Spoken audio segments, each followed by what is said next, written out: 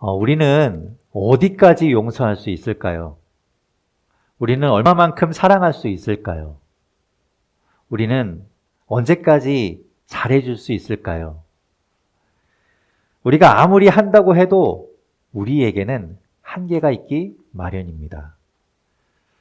사실 우리끼리 그런 것들을 누가 더 많이 하느냐, 누가 더 잘하느냐 따져봐야 겨우 도토리 키재기에 불과할 겁니다.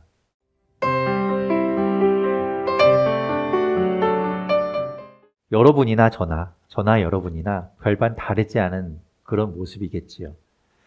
솔직히 나에게 잘해주는 사람한테나 잘해주고 나에게 친절하게 대해주는 사람에게 내가 또 친절하게 해주는 정도이겠지요.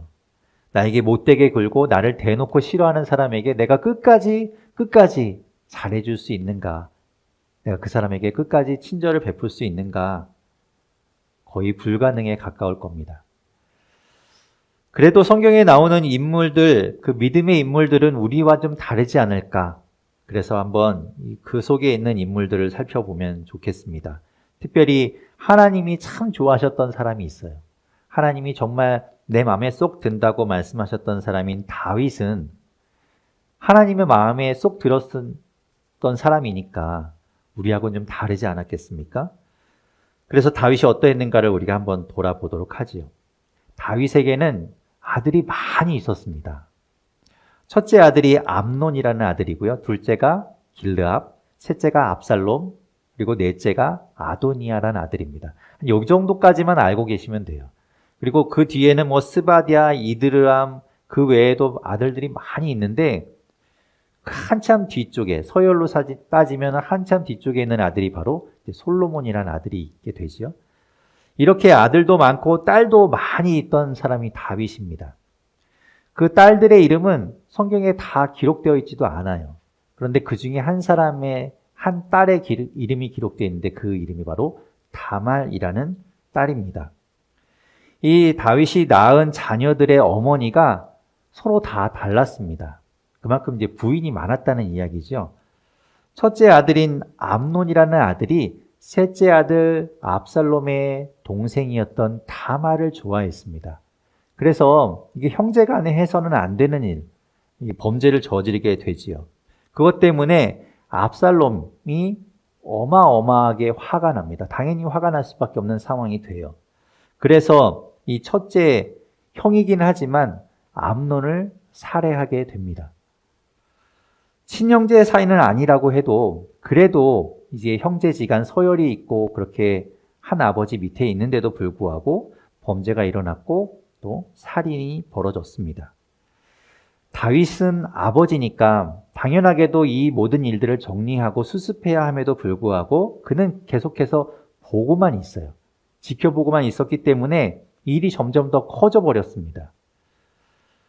압살롬은 자신이 잘못한 것을 알지요. 사람을 죽였으니까. 그래서 다른 나라로 도망가서 거기에 숨어 살게 됩니다. 왕자이긴 하지만, 왕자의 신분이긴 하지만 다른 나라에 도망자 신세로 가 있으니까 결코 편하진 않았을 겁니다. 누가 그 사람에게 잘해주겠습니까? 도망자로 살인죄를 저지르고 도망와 있는 사람을 말이죠. 그래서 압살롬은 그 나라에서 꽤나 고생했을 겁니다. 그런데 다윗은 이 압살롬을 참 좋아했어요. 그렇게 좋아함에도 불구하고 그 압살롬이 도망가 있는 그 기간 동안에 아무것도 하지 않은 채 3년이라는 시간이 지나가게 됩니다. 다윗은 그 시간 동안에 이제 다 용서를 하고 압살롬을 다시 부른 것도 아니고 그 압살롬을 잡아와서 분풀이를 하느라 더 큰 벌을 내린 것도 아니고 아무것도 하지 않은 채 그렇게 시간이 계속해서 흘러가는 겁니다. 그래서 보다 못한 이 다윗의 군대 장관이었던 요압이라는 사람이 나서서 다윗을 설득하여 압살롬을 드디어 데려오게 되지요. 다윗은 압살롬을 데려오긴 했지만 그 압살롬을 만나지는 않아요. 그 집에 마치 감금한 것처럼 놓고 압살롬을 한 번도 만나주지 않습니다. 이게 도대체 용서를 했다는 것인지 아니면 영원히 안 보겠다는 뜻인지 분간할 수 없는 상태로 또 2년이 흐르게 됩니다. 서로 답답한 사이였겠죠. 특별히 압살롬은 더 답답했을 겁니다. 이러지도 못하고 저러지도 못하고. 압살롬이 다른 나라에 숨어 있을 때는 몸도 고달프고 또 마음도 고달픈 상태였을 겁니다. 하지만 희망이 하나 있었죠. 내가 집에 돌아가기만 하면, 그래도 내 왕자의 신분을 다시 회복하기만 하면 그러면 좋겠다라는 그런 희망 하나 가지고 살았을 겁니다. 그런데 막상 돌아왔는데도 몸은 좀 편해졌지만 마음은 여전히 참 불편하고 답답한 가운데 있었던 겁니다. 다윗이라는 이렇게 훌륭한 인물, 믿음의 인물, 하나님이 참 좋아하는 그런 인물도 우리와 별반 다르지 않아요. 끝까지 사람을 용서하지 못합니다. 자기 자식임에도 불구하고 그 자식을 온전히 다 품고 감싸주지 못합니다. 자기가 좋아하는 아들임에도 불구하고 말이죠. 왜냐하면 그 아들이 죄를 저질렀기 때문입니다. 우리도 그렇지요. 그러니 우리에게 은혜라는 단어는 왠지 어울리지 않는 그런 옷을 걸친 것만 같습니다. 어색해요. 우리와 은혜라는 단어는 잘 조합되지 않지요. 그런데 하나님은 분명히 우리와 다릅니다. 오늘 설교 제목에서처럼 하나님과 은혜라는 단어는 떨어지면 이상할 것 같은 그 정도로 참 가까운 단어입니다. 오늘은 추수감사주일이죠. 사실은 우리가 추수한 것에 대해서, 여기 앞에도 있지만 추수한 것에 대해서 하나님 앞에 감사하는 날인데 사실 우리는 추수를 하지 않잖아요.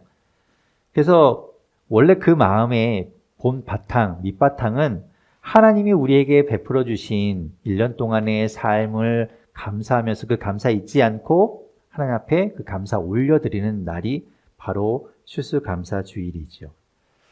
여러분은 어떤 은혜에 감사하고 계십니까?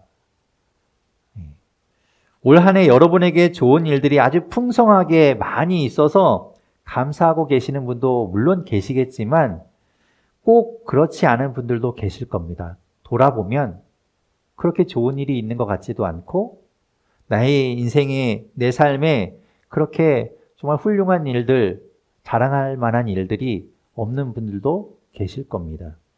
그렇다면 그런 분들은 감사할 수 없을까요? 오늘 추수감사주일인데 그냥 남의 잔치를 보는 것에 불과할까요? 좋은 것을 받은 적이 없으니 감사할 수 없다고 말할 수 있을까요? 그런데 오늘 본문은 그렇게 이야기하지 않습니다. 비록 우리에게 당장 주어진 것이 좋은 것이 아니고 내가 원하는 것을 받지 못했다고 하더라도 우리에게는 하나님의 은혜가 있다고 오늘 본문은 말씀하고 있습니다. 이 예레미야 29장은 예레미야가 쓴 편지입니다. 당시의 배경을 생각해 보면 예루살렘에 있는 예레미야가 저 바벨론이란 땅에 포로로 잡혀가 있는 사람에게 쓴 편지가 바로 이 29장의 말씀입니다. 이스라엘은 여러분이 아시는 것처럼 북이스라엘과 남유다로 나눠지게 되는데 북이스라엘은 아시리아라는 나라에 의해서 멸망하고 남유다만 남은 상황에서 이 바벨론이라는 강대국, 대제국이 이 남유다를 쳐들어오게 됩니다. 공격해 오죠. 그리고 공격해 올 때마다 쓸만한 인재들을 포로로 잡아가게 됩니다. 그래서 두 번에 걸쳐서 이 29장 전에 포로들을 잡아간 상태였어요. 그러니까 그들은 이미 지금 바벨론 땅에 가서 포로로 살고 있는 것이지요. 그래서 예레미야가 그 땅에 포로로 잡혀가서 살고 있는 사람들에게 편지를 쓰고 있는 것이 29장의 말씀입니다. 그 땅에 잡혀간 사람들은 어떠했을까요? 어리둥절했을 겁니다. 도대체 영문을 알 수 없었을 거예요. 하나님을 그렇게 그들이 신뢰했고 하나님을 믿었고 하나님이 계시다고 그들은 제사까지 지내고 매번 그렇게 섬겨왔는데 도대체 살아계신 그 하나님은 어디로 가셨는가? 자신들을 보호하는 그 하나님은 도대체 어디에 계신가? 왜 이런 일들이 일어나야 하는가? 납득할 수 없었겠지요. 하지만 그들은 이미 벌어진 일이니 이렇게 생각했을 겁니다. 그래, 그럴 수도 있지. 하지만 분명히 하나님은 우리를 다시 돌려놓으실 거야. 원래대로 우리를 되돌려 주실 거야. 하나님은 우리 이 이스라엘을 지켜주시고 바벨론이 아무리 강대국이라고 해도 그 나라를 물리치게 해주실 거야. 라는 아주 한 가닥 신락 같은 희망을 가지고 있었겠지요. 그런데 그런 그들에게 예레미야가 쓴 편지의 내용은 아주 충격적입니다. 거기에서 돌아올 생각을 하지 말라고 이야기합니다. 거기가 내 집이다 생각하고 아예 거기에 뿌리를 내리고 살으라고 이야기합니다. 그들이 신락 같은 희망 하나 가지고 있었는데 그것을 싹둑 잘라버리는 이야기를 하고 있는 겁니다. 그들은 버려졌다고 생각할 수도 있었겠죠. 그런데 그렇게 비극적인 일이 일어났으니 그들이 하나님 앞에 감사할 수 있을까요? 자신들의 신세를 지금 생각해 보면 이국 땅에 엉뚱한 나라에 잡혀와서 포로로 살고 있는데 감사하다고 말할 수 있을까요? 그럴 수 없겠지요. 그런 비극적인 일이 왜 일어나게 됐는가? 단순히 남유다가 약한 나라고 바빌론이라는 나라가 강대국이기 때문에 그런 일이 벌어진 것이 아니라 하나님은 말씀합니다. 그들이 남유다가 하나님 앞에 죄를 범하고 하나님 말씀을 듣지 않았기 때문에 하나님은 바빌론이라는 강대국을 사용해서 이 남유다를 치셨다라고 말씀하고 있지요. 벌을 내리신 겁니다. 마치 아버지 다윗 앞에서 죄를 지어서 다른 나라에 도망가서 숨어 살던 이 압살롬의 신세와 비유할 수 있겠죠. 모든 것이 자신들이 저지른 죄 때문에 벌어진 일입니다. 그렇게 죄를 지었지만 하나님은 이 이스라엘 백성들을 여전히 사랑하고 계셨습니다. 이스라엘은 하나님의 자녀이기 때문에 그래요. 하나님은 그들을 자녀로 삼으셨기 때문에 그렇습니다. 다윗은 아들 압살롬을 사랑했지만 그를 끝까지 품지 않았습니다. 끝까지 용서하지 못했습니다. 그리고 모른 척했지요. 하지만 하나님은 다릅니다. 오늘 본문 10절과 11절 말씀을 한번 읽어볼까요? 10절, 11절 말씀 같이 한번 읽어보겠습니다. 함께 읽겠습니다. 시작. 나 주가 분명히 말한다. 너희가 바벨로니아에서 70년을 다 채우고 나면 내가 너희를 돌아보아 너희를 이곳으로 다시 데리고 오기로 한 나의 은혜로운 약속을 너희에게 그대로 이루어 주겠다. 너희를 두고 계획하고 있는 일들은 오직 나만이 알고 있다. 내가 너희를 두고 계획하고 있는 일들은 재앙이 아니라 번영이다. 너희에게 미래에 대한 희망을 주려는 것이다. 나 주의 말이다. 아멘. 하나님은 잊지 않으십니다. 하나님은 결코 잊지 않으십니다. 한 세대가 다 지나가는 70년이 지나도 하나님은 결코 잊지 않고 계시다가 그들을 다시 남유다로, 그들의 고향 땅으로 데리고 오겠다고 지금 말씀하고 있지요. 그냥 그곳에 버려두지 않겠다고 말씀하십니다. 하나님은 당신의 백성을 끝까지 책임지신다고 지금 선포하고 있는 겁니다. 지금 우리는 어디로 잡혀가거나 포로 신세가 아니지요. 그러니까 이건 우리와 상관없는 얘기다라고 느끼실 수 있겠지만 그렇지 않습니다. 왜냐하면 우리도 하나님의 자녀이기 때문에 그렇습니다.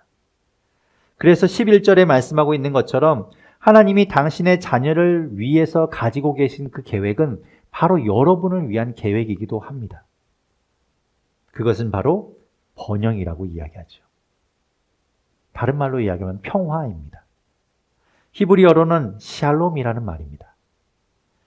하나님께서 주시는 평화, 평안, 번영, 좋은 것, 그 모든 것들을 우리에게 베풀어 주시고 우리가 누리게 하는 것, 그것이 바로 하나님의 계획이라고 말씀하고 있는 겁니다. 결코 재앙이 아니라고 말씀하죠.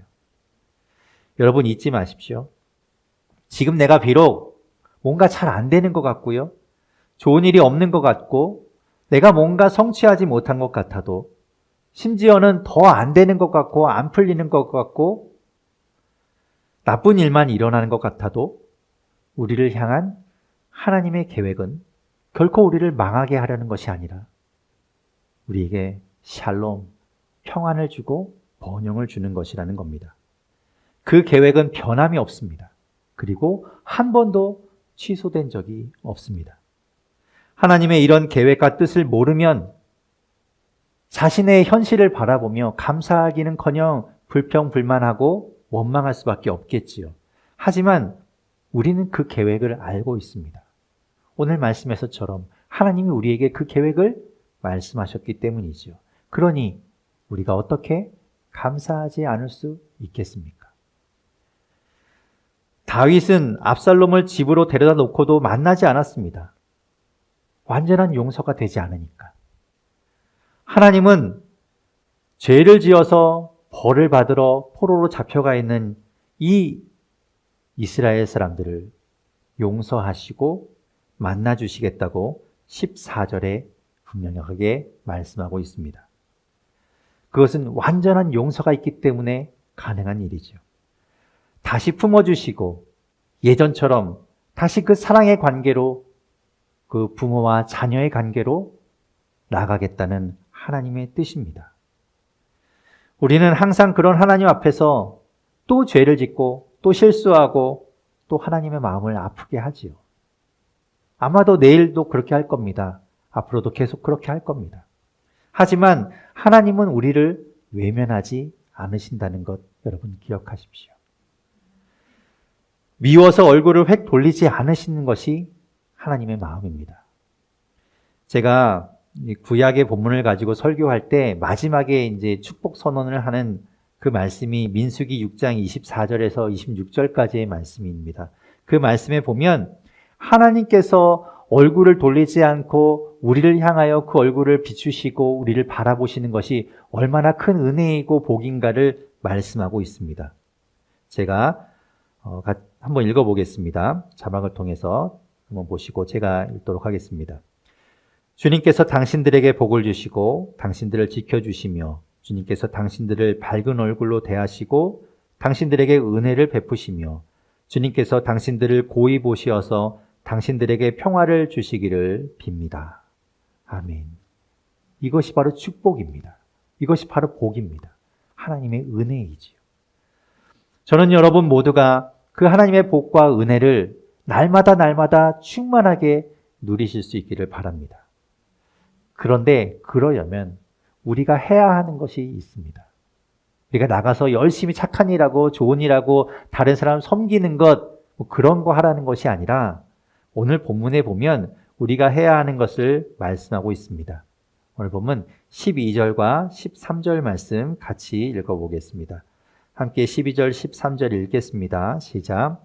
너희가 나를 부르고 나에게 와서 기도하면 내가 너희의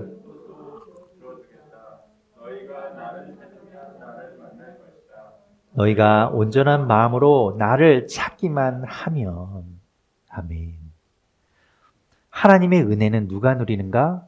하나님을 부르는 자, 하나님을 찾는 자, 하나님 앞에 나아가는 자가 누리게 됩니다. 그렇게 하나님을 찾으며 하나님 앞으로 나아가서 구하고 기도하고 요청하는 자가 하나님의 응답을 듣고 하나님의 은혜를 누리는 겁니다. 하나님은 그런 사람들의 호소를, 요청을 들어주신다고 말씀하고 있습니다. 약속입니다.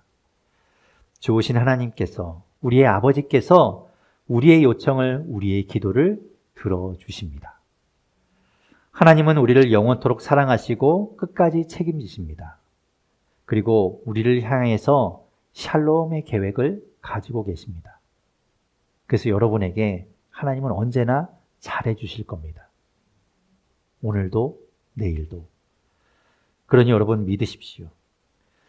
그런데 다만 세상을 살면서 그 사랑이 느껴지지 않아서 곁에 아무도 없는 것 같이 외로워서 속상하고 힘들어서 지쳐 있을 때, 그럴 때 낙심하지 마시고 하나님을 찾으십시오.